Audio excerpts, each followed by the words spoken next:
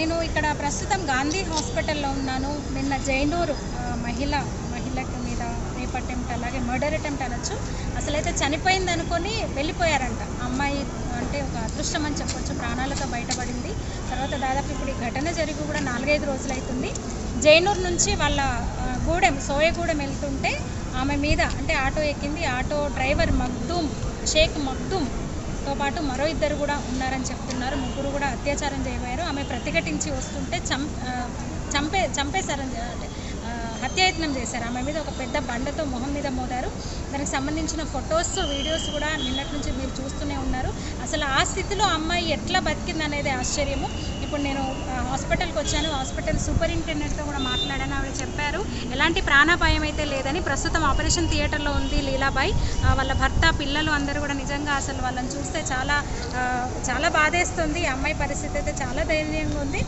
అయితే అదృష్టము, ఆమెకు ప్రాణాపాయం లేదు. సర్జరీలు అయితే అవుతున్నాయి. మేము ఆమెను బతికిస్తాము. డాక్టర్లు అందరూ శ్రమిస్తున్నారు ఆమె ప్రాణాలు నిలబెట్టడానికి అని హాస్పిటల్ సూపరింటెండెంట్ చెప్పారు.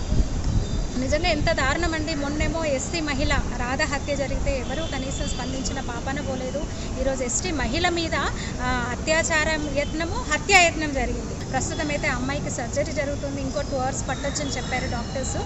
చాలా సర్జరీస్ చేయాల్సి ఉంటుంది. నిన్న సీతక్క కూడా వచ్చింది, చెప్పింది అమ్మాయిని మళ్ళీ ఈరోజు కూడా మినిస్టర్ వస్తుందని చెప్తున్నారు. సరే, ఎవరు వచ్చినా రాకున్నా నిజంగా చాలా బాధాకరము.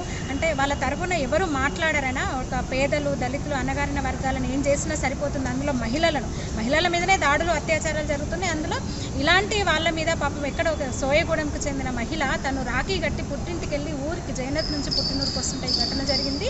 నిందితులను అరెస్ట్ చేశామని పోలీసులు చెప్తున్నారు. అట్రాసిటీ కూడా అయిందని చెప్తున్నారు. అయితే 4 రోజులు అట్లా పెట్టేసి వాళ్ళని మేపి ఏదో చేయకుండా వాళ్ళని కఠినంగా శిక్షించాలని చాలామంది అయితే డిమాండ్ చేస్తున్నారు. కొందరైతే వాళ్ళని ఎన్కౌంటర్ చేయాలంటున్నారు. ఎందుకంటే గతంలో జరిగిన ఘటనలను చూసాం. దిశ సమయంలో కానివ్వండి, ఇంతకుముందు స్వప్నిక యాసిడ్ దాడి కేసులో కూడా ఎన్కౌంటర్లు జరిగినాయి. అయితే ఎన్కౌంటర్లను నేనైతే సమర్థించిన ఒక సీనియర్ జర్నలిస్ట్గా, ఒక ప్రజాస్వామికవాదిగా ఎన్కౌంటర్ చేయాలని నేనైతే అనను. కానీ కఠినంగా వాళ్ళకైతే కఠినమైన శిక్షలు అయితే వాళ్ళకి విధించాలని నేను కోరుతున్నాను. Thank you. నా కులంతో నాకు సంబంధం లేదు. ఒక మహిళకు ఎక్కడ బాధ జరిగినా ఝాన్సీలో నేను వస్తానే ఉంటాం, మేము మాట్లాడతాము.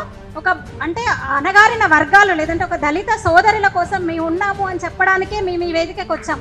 దళిత ఐక్య వేదికనే ఈ కార్యక్రమాన్ని రౌండ్ టేబుల్ సమావేశాన్ని ఏర్పాటు చేసి ఉండవచ్చు. కానీ నాకు కులము, మతంతో సంబంధం లేదు. మేము మానవతావాదులం. అందుకే మేము ఇక్కడ వ్యవస్థలో ఉండి ఫైట్ చేస్తున్నాం ప్రతి ఇష్యూ మీద.